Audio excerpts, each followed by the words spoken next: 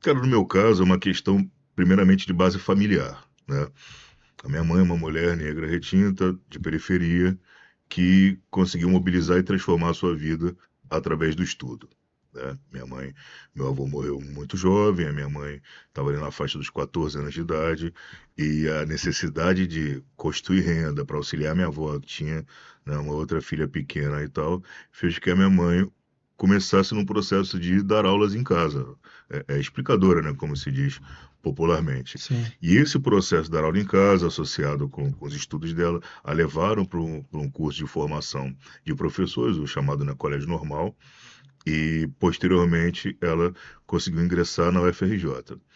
Então eu cresci com essa relação do estudo ter transformado a vida da minha mãe e do acesso à universidade ter sido muito representativo nessa transformação. Minha mãe nunca foi uma pessoa, nunca foi, não, minha mãe não é uma pessoa de ficar cobrando ou exigindo estudo, mas geralmente se você chegasse na minha casa agora, você vai ver minha mãe lendo um livro, fazendo alguma coisa com essa referência. Por osmose, então. Já vai pelo exemplo mesmo, assim, por essa forma de estar sempre observando isso, né? E dentro da rotina escolar também, a percepção. Primeiro, porque a primeira fase ali da escola, o ensino fundamental um, foi numa escola que minha mãe trabalhava. Então havia aquela cobrança, né? Eu estudei na Escola Municipal em Manzélia, ali no Largo de Vaz Lobo, e minha mãe, à época, era professora da escola e depois, posteriormente, coordenadora pedagógica da escola. E havia aquela cobrança que é o filho da professora tem que dar o exemplo, né? O filho da Sim. professora não pode isso ou não pode aquilo. É, minha mãe auxiliou no processo de alfabetização, então ali com 4 para 5 anos eu já estava começando o processo de leitura, então eu sempre gostei muito dessa coisa de ler, de ficar exercendo a minha capacidade imaginativa para, enfim, escrever história, pensar em coisas nesse sentido. E comecei a ler muitos livros da biblioteca da escola. E essas leituras também me auxiliaram no desenvolvimento em sala de aula.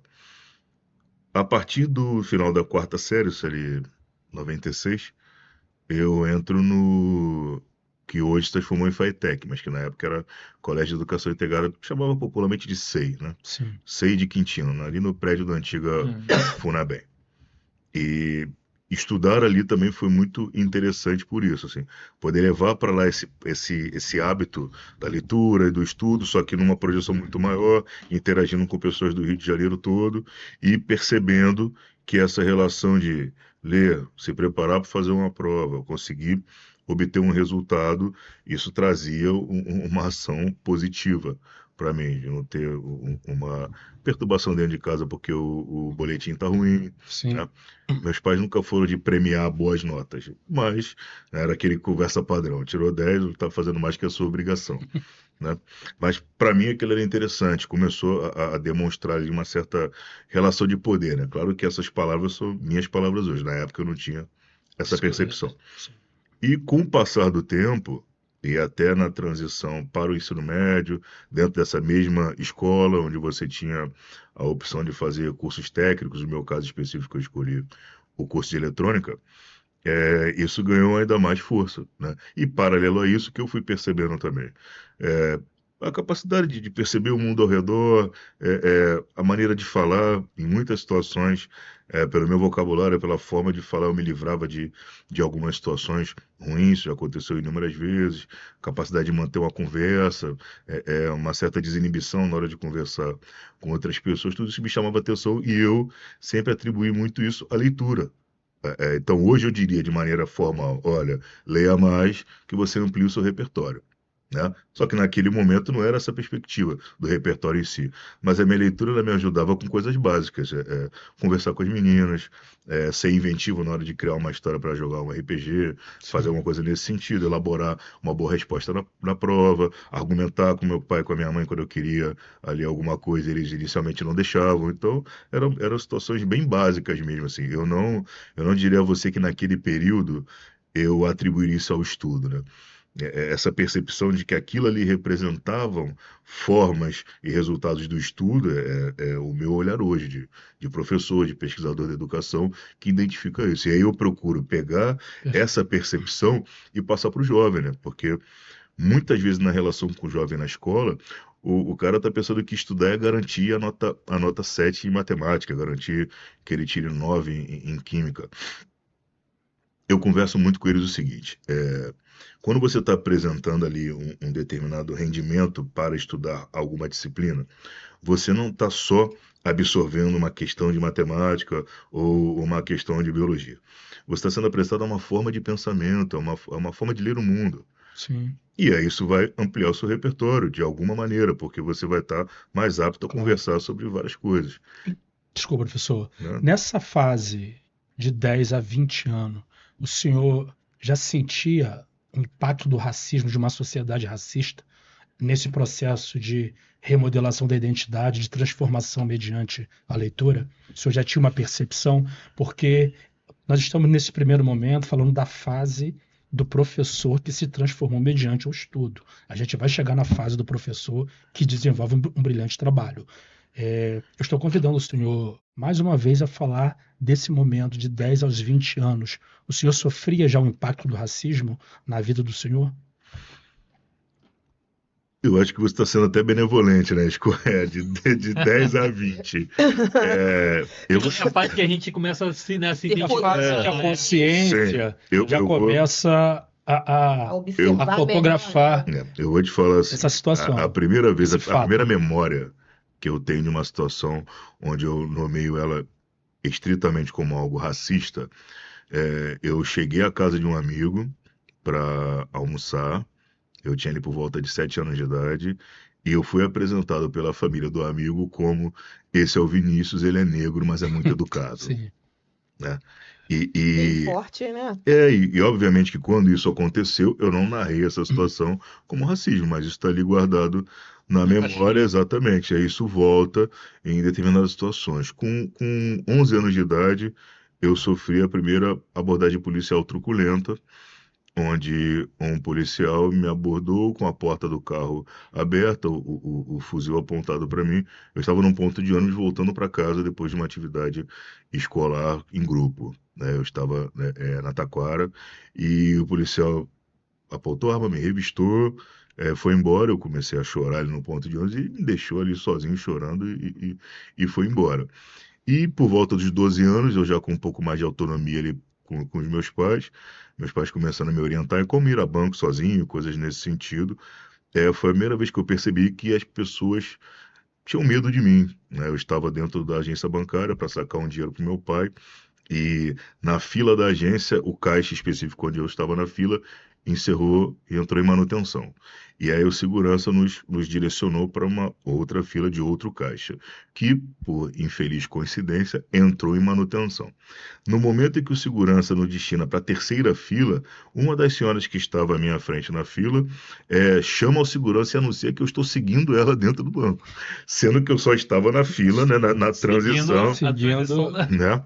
E aí o segurança me tira da fila, né, no momento que me incomodou demais, mas assim, demonstrando ali uma empatia, uma certa sabedoria. O segurança, na ocasião, também um homem negro, né, me chama de canto e começa a conversar comigo sobre essa situação, que a senhora estava com medo de mim, mas que ele sabia que eu não ia fazer nada, enfim. Né, a maneira dele, ele foi bem cordial, me tranquilizou, etc., e me conduziu para um outro caixa onde aquela senhora não estava na fila. Então, eu diria que esse finalzinho de infância e início da adolescência, ele foi bem marcado por essas situações, né? A partir daí, você começa num período de perceber como isso vai te causar o impacto direto, né? Você tem vários ambientes possíveis. No meu caso específico, dentro do ambiente escolar, isso não era visto em hipótese nenhuma como racismo, isso estava sempre encaixado ali. Hoje a gente vai nomear como bullying ou algo nesse sentido, mas na época era aquela, se imaginava que era uma zoação. Então você pegar, é, é, hoje, a nomenclatura de racismo recreativo não existia no período, Sim, então você estava ali brincando dele, ficar fazendo marcação das características fenotípicas do estudante e zoando com aquilo, né? No dia a dia familiar, isso estava muito presente no tom de piada, né? E assim, uma piada que ela tem um enfoque de quase que satirizar aquilo que acontece conosco. Então, você acredita que falaram que o negão, quando não vacila na entrada, vacila na saída e tal, não sim, sei o que. Então, esse recorte, né? Você está se habituando a tá vendo aquilo ali o tempo todo, nessas premissas, né? Isso estava na televisão, a claro. gente não tinha essa percepção do quanto isso era nocivo e é interessante observar como nos dias atuais tem pessoas meio, digamos assim, saudosas desse período, né? Antigamente era mais tranquilo, antigamente tudo podia, quando na prática, antigamente muitas coisas não eram nomeadas, né? E certos incômodos e tal, eles não eram considerados relevantes, né? E, professor, nesse período, o senhor via esse tipo de comportamento social como racismo diretamente ou ainda via como algo, brincadeira, bullying, um ato ofensivo, e não associava direto ao racismo, a questões de cor de pele? Eu não fazia uma associação direta ao racismo, não. Isso era bem objetivo. Eu cresci, por exemplo, sem uma referência pessoal em relação à minha estrutura corporal. Eu cresci sem uma referência pessoal de um negro retinto que ocupasse o espaço que me chamasse a atenção.